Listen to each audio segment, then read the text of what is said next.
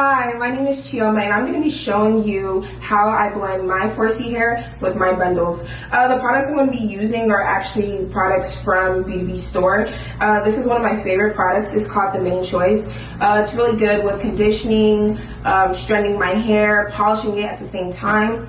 So basically, with my leave out, for girls who wear leave out, I just get my hair, then I get some of the mousse. And it's really just key to like work with the bottom of your leave out and then work it in with your weave. And it just does a really good job locking the hair in so you don't have any flyaways. And it's just like a really good, soft, smooth product that I like to use every day. And it just, I don't know, just helps my hair look seamless. And for all my 4C people, does a great job blending your hair into your weave.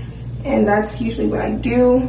And then after, I use this sheen. It's a braid sheen, but it's really good with just bringing moisture and luster into your hair.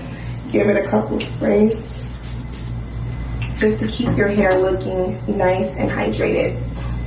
Thanks everyone for watching. That's how I blend my hair, so let me know how it works for you.